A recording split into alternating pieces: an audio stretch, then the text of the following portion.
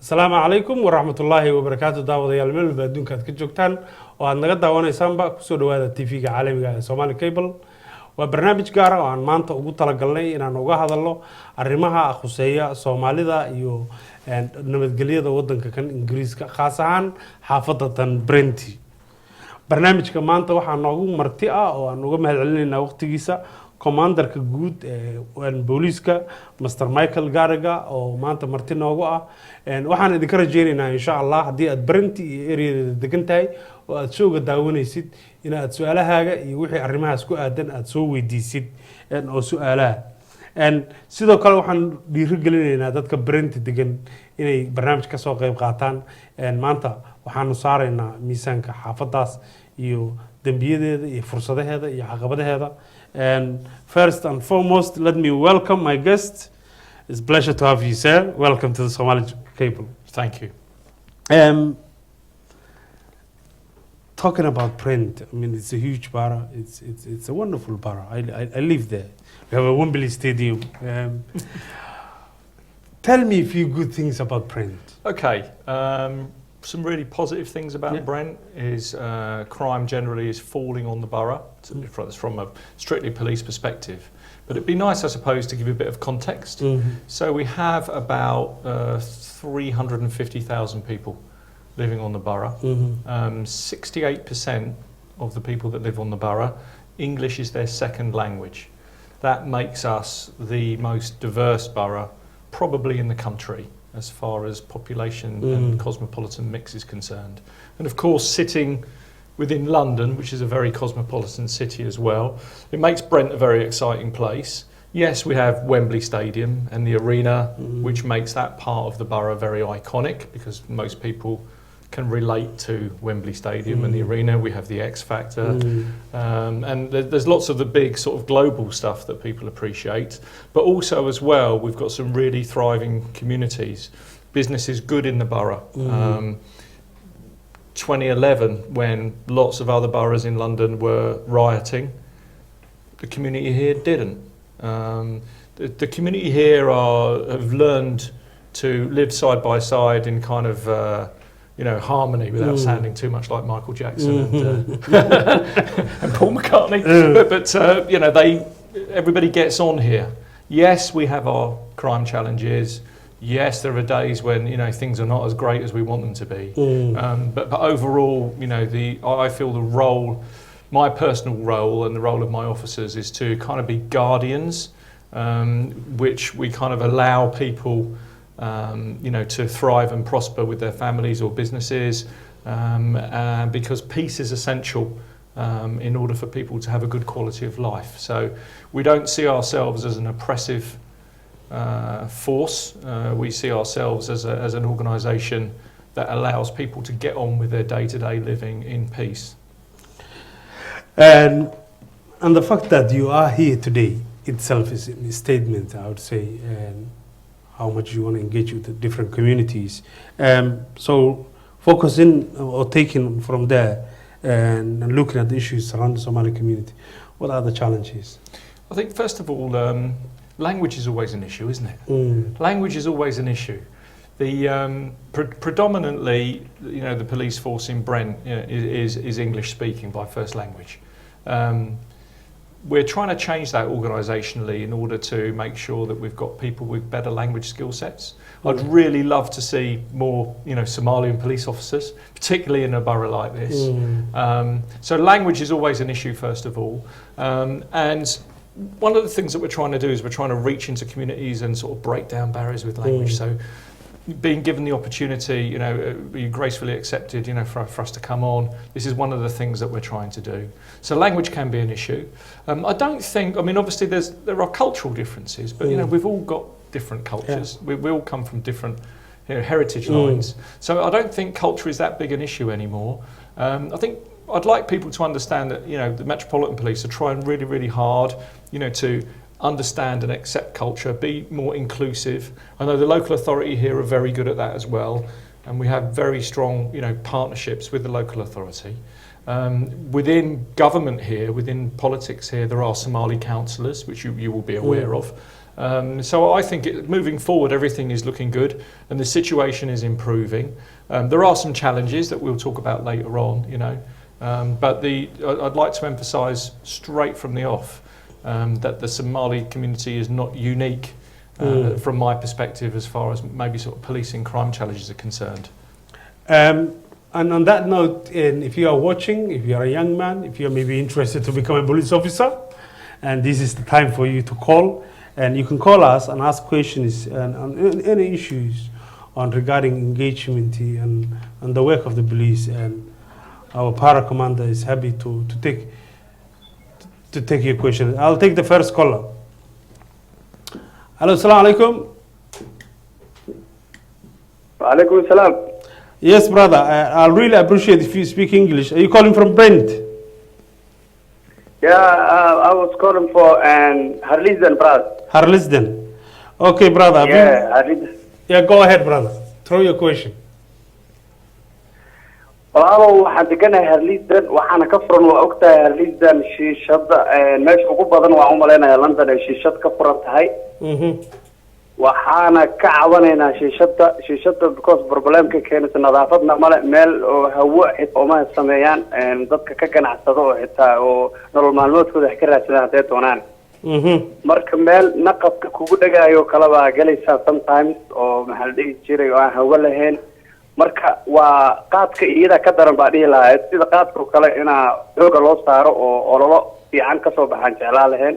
Marka maxay ka qabteen booliska marka oo meelaha sida u wasaqda badan oo naqaskana lahayn oo maxal dhigi jiray xaafadan Harlisden. aad baa mahadsantahay brother. magacaagii baa gafay magacaaga muxuu ahaa?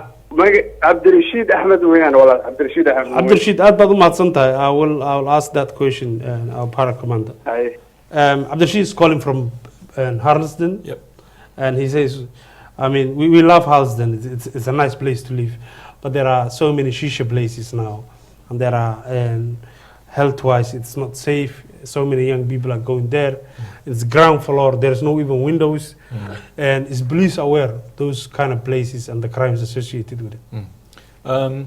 What's his name? Abdirashiid, Abdi, thanks very much for your question. I wanted to talk about shisha bars in particular, so I'm really grateful for the question. You're right, there are a lot of shisha bars on the borough. I think at the last count we had about 100, which seems like an awful lot to me. One of the issues that we do have is normally with premises that are used in the same sort of way like coffee houses, I suppose, is that they are unlicensed. And the police response is normally governed by the Licensing Act, which would apply to bars and clubs where obviously alcohol is used. Shisha bars sit outside that legislation. So what we're doing within the police and with the local authority is we're setting up a shisha bar owners forum, which will give us an opportunity, first of all, to get a positional fix on how many shisha bars we actually have, to get the owners in and the operators in, and find out what their issues and concerns are. I mean, look, it's important as well to understand in this respect that we want businesses to thrive and we want people to actually start businesses in Brent. But as a police officer, my overriding concern would be for people perhaps that are law-abiding, that are frequenting those premises, who come face to face with people in those premises who perhaps aren't law-abiding. So one of the issues, first of all, we'll do is we'll explain that to the bar owners. We'll review their security for the premises. And we work currently in what we call blue light collaboration with the fire service. Now, you might wonder what the fire service have got to do with shisha bars, but the fire service are very familiar with health and safety guidelines about premises and premises use. So the fire service will also pay visits to these premises. And as you've said, you know, some of them are in basements, they've got no windows, and they are a fire trap by the sounds of it. So we'll be working in close collaboration with the fire service to look at healthy safety guidelines, and that legislation alone is quite powerful and you can actually close premises on that. So we are aware of the issues. Thank you very much for your question, and hopefully we'll be able to allay some of your concerns around it. Shisha bars do tend to attract some people that want to cause problems on occasions as well. well. Our response to that is often very robust, and the shisha bar issue is just one of the things that we're using in order to help drive down violence on the borough. Abdishid, aad baad u mahadsan tahay. I will go to the next caller, and thank you for waiting patiently. Hello, salaam alaikum. Next caller. عليكم السلام ولا iska waran Ilaahay xamdi walaal. Magacaagii meesha ka soo hadlayso? I hope, and where you calling from? waxaa la yidhaahdaa Axmed, waxaan kasoo hadlayaa Cardiff. Haye.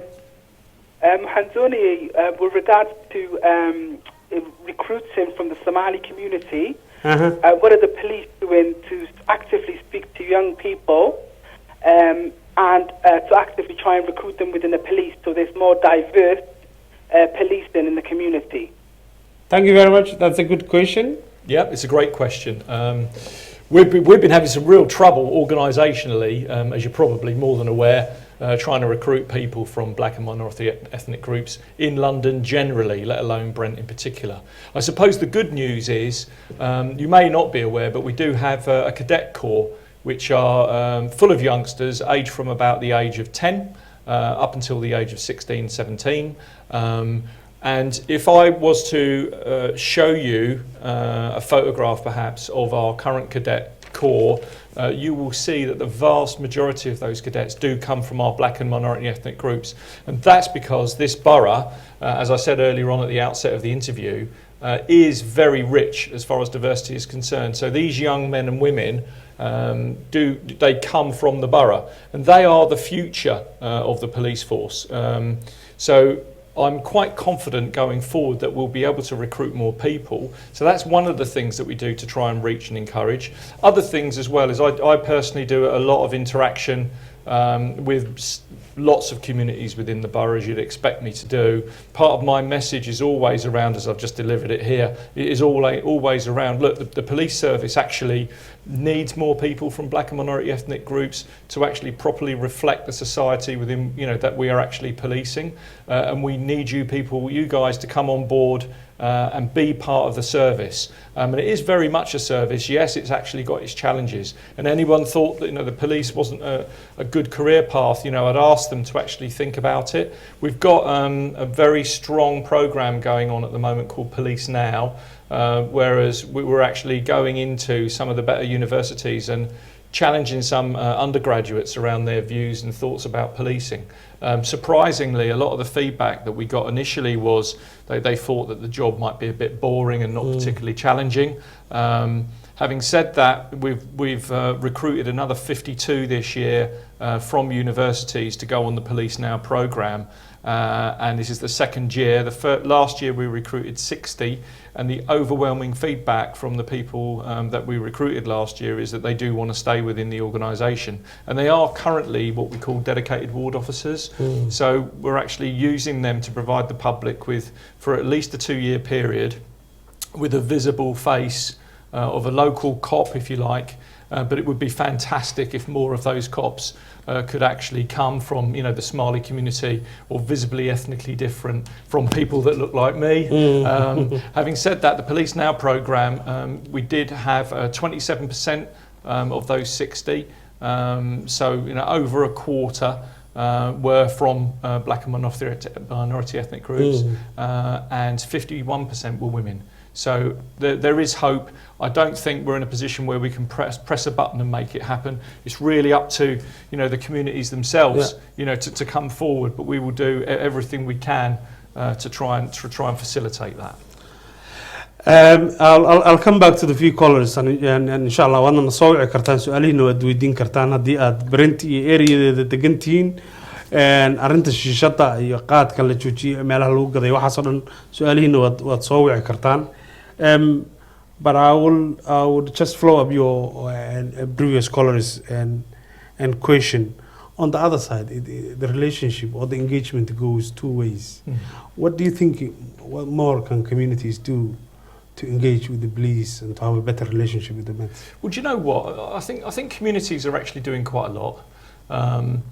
I've been pleasantly surprised and sometimes, slightly embarrassed by the kind of response that I get. For example, last year I visited the mosque in Harlesden High Street. Now, you might not be aware, but every month I go to a different Yeah. mosque. We've got 12 mosques Impressive. in the borough, so I go to one a month. And when I went to the Harlesden Mosque, and it was absolutely packed. And it wasn't just Somalian men that were there. The women were in the back room, so I communicated with them via a mic. But there was also Muslims from Albania. Harlesden is actually really, really diverse. And there was probably, for those people viewing that know the Harlesden Mosque, it's not massive, but the room was absolutely packed out. And I was in uniform, as you'd expect me to be. And I sat on the floor and spoke to these guys for about 2.5 hours. Now, the first question I got was, "We never thought you'd come." Yeah? So I want to try and break that kind of mindset. I am approachable, my officers are approachable. We are human beings, believe it or not. We will talk to you. The Metropolitan Police, we like to pride ourselves as being, the best police service in the world. And you see what's going on globally at the moment. I think, we've all got our challenges, but I think the police here do a pretty good job, even though I would say that, wouldn't I? And you are here on Somali Cable. So let's go and take the next caller. Hello, salaam alaikum. عليكم السلام. Aye, walaalkay magacaaga meesha ka soo hadlaysa. Nami way walaal magacaygu waxa la yiraahdaa Axmed Tarmal ka soo hadlaya. Aye, Axmed soo dhawow. Laba su'aalood baan rabaa salkaalka inaan weydiiyo. Su'aasha hore waxa weeyaan si loo helo bulsho nabad ku nool oo wadan degan aan wadankiina ma helaan dhalinyarta ajnabiga ama Soomaalidu qaybtooda ciidanka booliiska ama nabad sugidda in loo qorto la shaqaaleysiiyo. Si xogtii nabadgelyada si sahlan loo helo mise dibadda ka joogaan weli. Su-aasha labaadna waxa weeye criminalka sideedaba waxa keenta camal la'aanta ama shaqo la'aanta. Wasaaradda arrimaha gudaha awood ma siisaa dhalinyartaasi kii aan wax baranayn in la shaqaaleysiiyo oo dawladdu ay awood ku shaqaaleysiiso. Waad mahadsantahay. Thank you very much, Ahmed. And Ahmed asked two questions. And one is, what are police is doing? I think it's the same question as the previous young lady.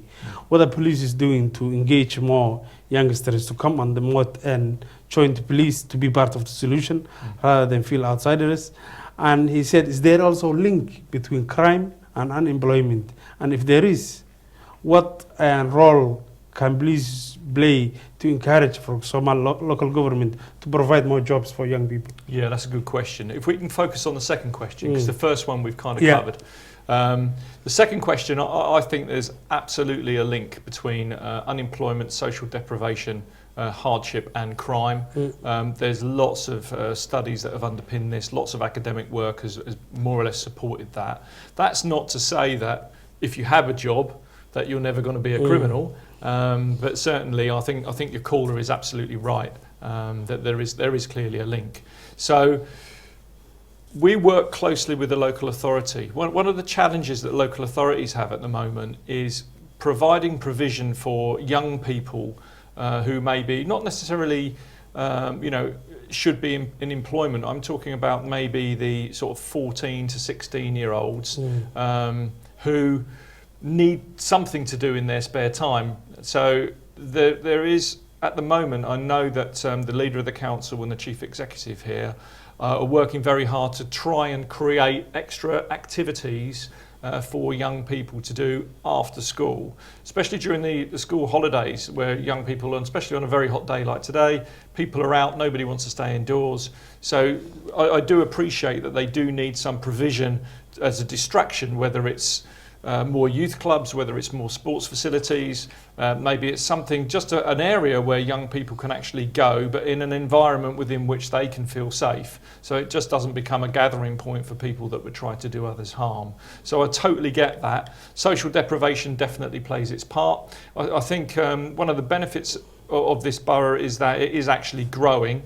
We do have quite a big youth population. I think it's one of the biggest in London, growing at the moment. It's 25%. And a lot of that is within the Eastern European community as well as other communities. So I think it's becoming more critical that we do make sure that we've got better provision for our youngsters. The schools do an awful lot as well. We work very closely with our schools. There are several very good schools here that work very closely with us around making sure that we get the right messaging into the classrooms. But also as well, we've currently got a summer project which is being run, for example, with Newnham College in Harlesden, which again, the police working in partnership with the college are doing some activities with the youngsters in the holidays there as well. So there's always room for improvement, but there are things going on in the borough in order to help youth. I'll come back for the questions, and you can also haddii aad welwel ama arrimaha shiishada iyo xaafadda iyo qolalka yararka mugdiga oo dhalinyarada yararka galayaan oo shiishada lagu gado haddii alwalwel ka qabtid waad soo wici kartaa su'aashiinana waa soo gudbinaynaa insha Allah laakiin aan ku noqdo asaga coming back to the issue of shisha again, which I think a lot of parents have raised previously. There's, I think, mixed message within the community. And shisha is a legal thing. It is. But there are, of course, terms and conditions. And which means, is it legal to smoke shisha or to bars to sell shisha where there is no ground floor, where there is no windows and no, you know, and like you say, will engage in terms of health and safety? There's two questions there. First of all, let's make it absolutely clear that shisha itself is that's not an issue. You know, but you'd be aware, your callers would be aware that cat 2 years ago very much was an issue. Yeah, the shisha bars themselves. I think the main concern that I have, well, there's two concerns mainly. The first concern is for the people that are actually using those premises around their safety. And I think some of those premises probably will need to be looked at in respect of health and safety and fire regulations. Even one of your callers earlier on was saying, you know, the conditions in one of the places he's been to are not great. So some premises will have to close on those grounds. My second concern is some of the shisha bars on the borough have become a hub for gang activity and people meeting there, maybe rival gangs meeting there, and sometimes violence has occurred as a consequence of that. So again, that purely from an enforcement perspective, if it was a proper licensed premises like a bar or a club, we've got powers to close it. At the moment, we have to deal with the violence as a separate issue, but there are concerns around shisha. But the shisha itself is not the issue. It's actually the premises that are cause of concern. And I'll take the next caller, please. And hello, salam alaikum. Alaikum assalam walaal. Walaal TV-ga iska gaabi magacaaga iyo meeshaad ka soo wacayso. Walaal hooyo Soomaaliyeed baan ahay, Leicester baan ka soo hadlayaa. Go ahead. Soo dhaw hooy. Walaal waxaan ka hadlayaa arrintan shiishada. Anigu waxay ila tahay marka hore shiishada inay problemka ugu weyn oo hadda Soomaalida haysata dhalinyaradeeda especially inay tahay. Dadku waxay moodaan hadda casri bay u noqoto inay sida sigaarka oo kale tahay, laakiin walaal waxyaalo badan oo waxaa jira ku daba dhakan. For example, hadda markii la yiri dee wadanku kala dagaalamay daraagiskii iyo xashiishadii bay inay ku bedeshaan baanu maqalay oo meelihii marka lagu cabo problemo waaweyn ka dhacaan oo ciyaalku ku dhuuqaan oo lagu daro waxa tasanka laga qaadanayay ama oo dee Somali kaliya maaha nation kasta ay isugu yimaadaan halkaa ay ka dhacdo dhibaatada ugu weyn. Marka waxaan soo jeedin lahayn hooyo ahaan Soomaaliyeed anoo ka wakiil ka hadlaya haddii dawladdu wax nooga qaban lahayd arrintaa in laga xiro meelahaas oo dhalinyarada dambeedkoodu uu noqon doono aakhirka kuwa meelaha ugu dambeeya ka dhaca meelaha khatara.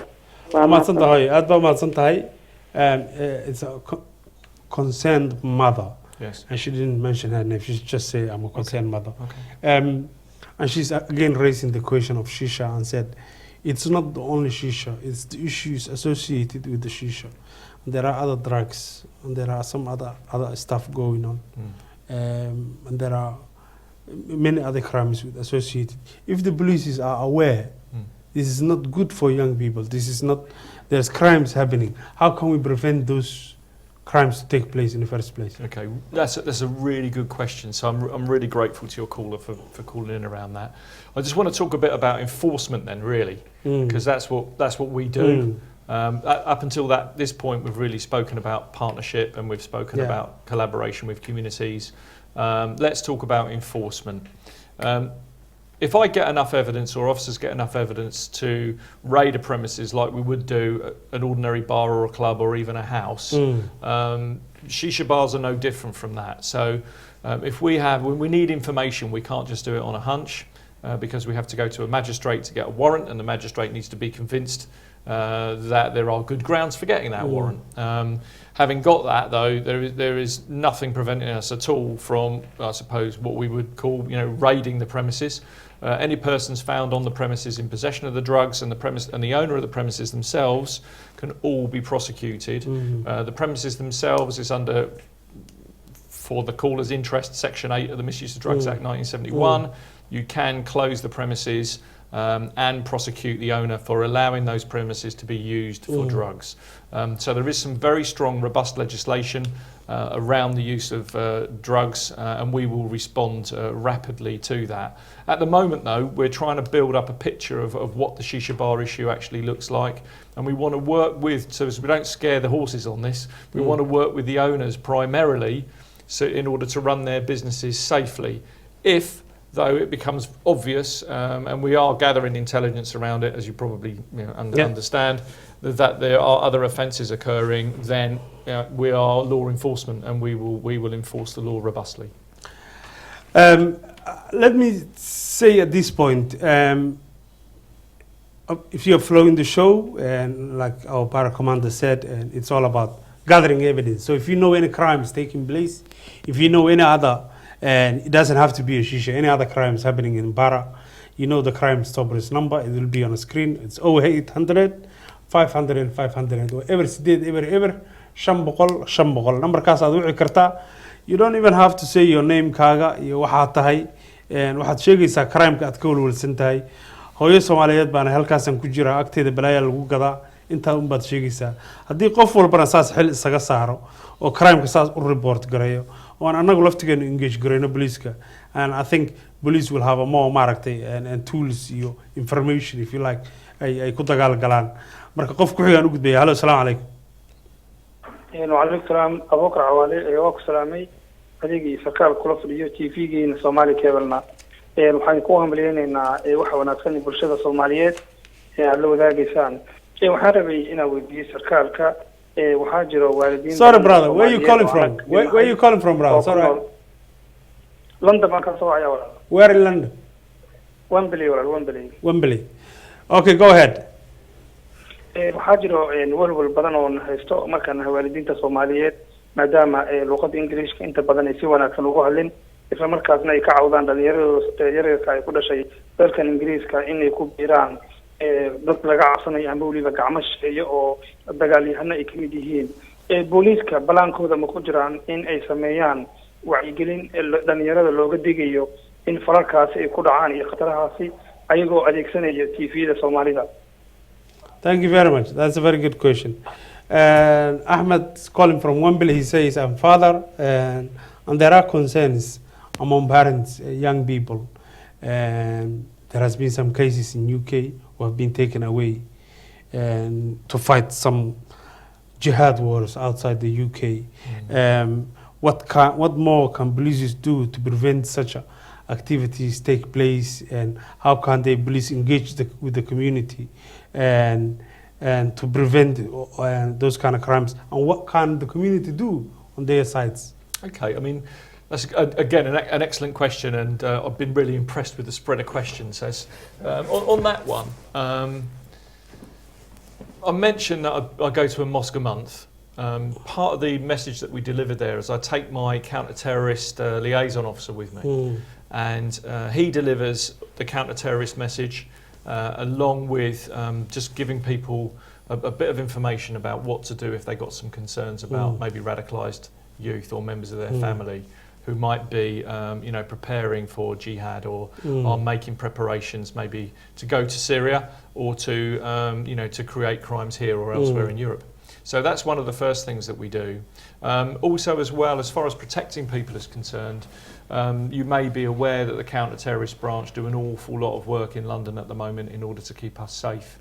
They are very, very busy. They rely massively on information from our communities about concerns. If you do have concerns, though, concerning maybe members of your family that you might think are preparing to leave the UK, we can make interventions in respect of that in order to make sure that they don't reach their destination. I've got several examples of how we've done that successfully, working closely with our colleagues from the Foreign Office and counter-terrorism and with law enforcement across Europe to make sure that maybe these misguided young men and women don't actually make their destination, because as we know, and sadly, you know, there is strong evidence that once they arrive, they're abused once they get to these destinations, and often end up dead themselves. Yeah. So as a father myself, I share your concerns. All I would say is if you do have any concerns, pick up the phone, let Crime Stoppers know, because if we don't know, we definitely won't be able to do something about it. If you do find one day that a loved one has left home and you've got a real concern that they're on their way to fight jihad in Syria, for example, please let your local police know, or Crime Stoppers ring 999. And just inform the authorities as soon as possible, because the sooner we know, the sooner we can put steps in place in order to intercept them before that they get across the border. And it's all about working closely with us. If you don't tell us, we won't be able to respond. As far as the reach is concerned, these are the consistent messages that we are sending all of our communities, not just our Muslim communities, because people are radicalised from all faiths and backgrounds. It's not just a Muslim community issue, and I want to make that absolutely clear. And on that note, I'll repeat that number again. It's 0800 500 500 Crime Stoppers numberkaas aad wici kartaa. Cidna ku oran mayso magacaaga iyo sheeg iyo meesha aad joogto iyo addresskaaga. Informationka aad haysid iyo crime-ka aad ka walwalsan tahay unbaad u sheegaysaa.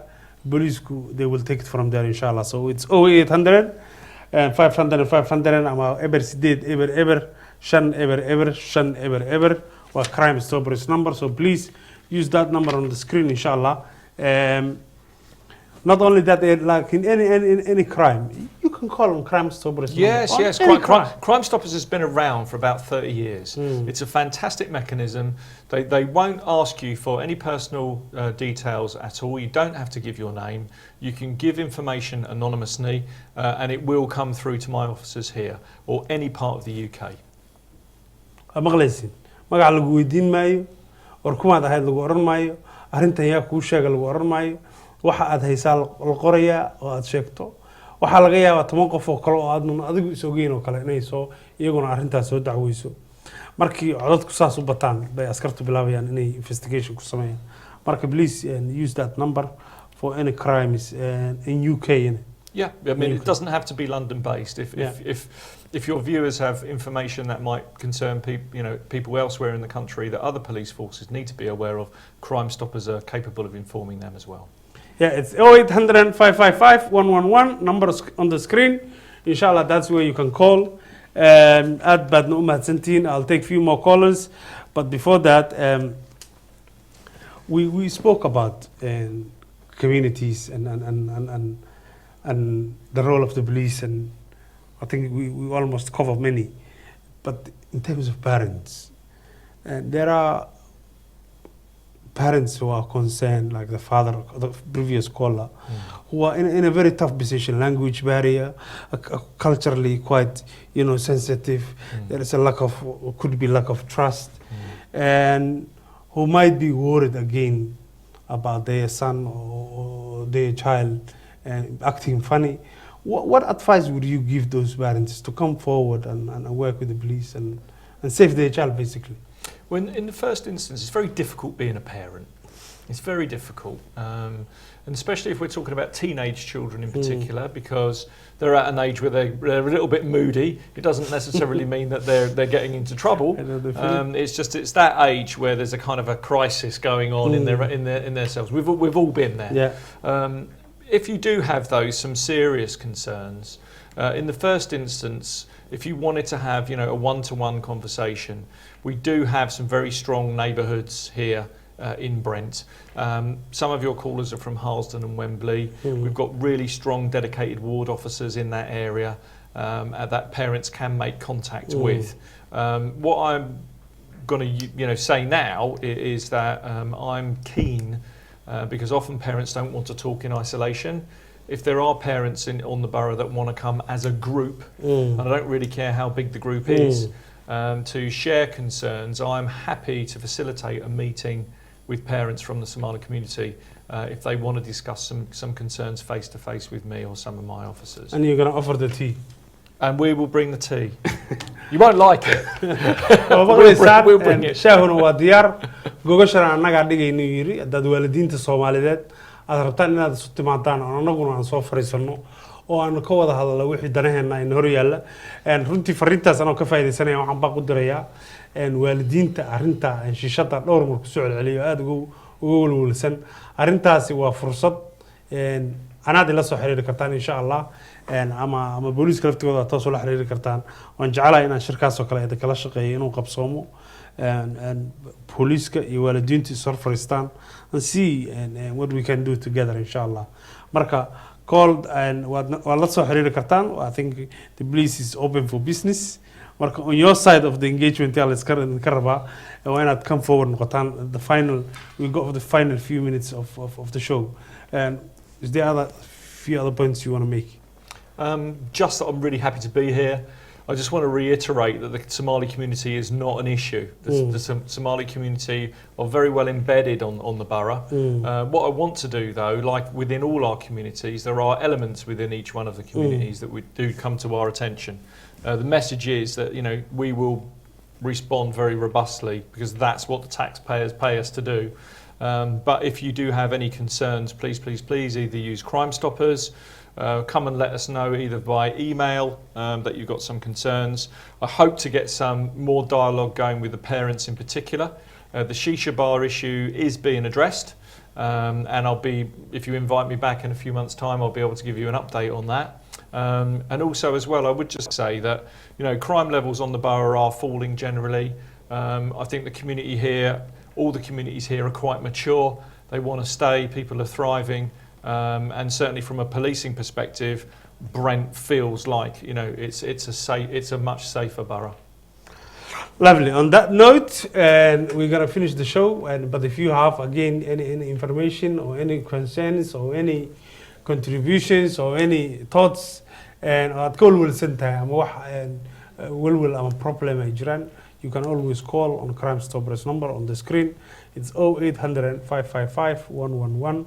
And Brent Police-na waxay idinku soo dhaweynayaan inay idinkala shaqeeyaan inay shir la qabtaan community-ga oo waalidiinta la fariistaan insha Allah annagu Somali Cable haddaan nahana waxaan isku daynaa insha Allah inaanu dhowr bilood kadib dib u soo casuuno oo aanu dib u weydiino wixii ka qabsoomay Mr. Commander, thank you very much for coming. Look forward to seeing more of the Somali community in the near future. Thank you very much. And halkaas aan ku soo gabagabeynaa barnaamijkeennii. Assalaamu calaykum waraxmatullaahi wabarakaatuh.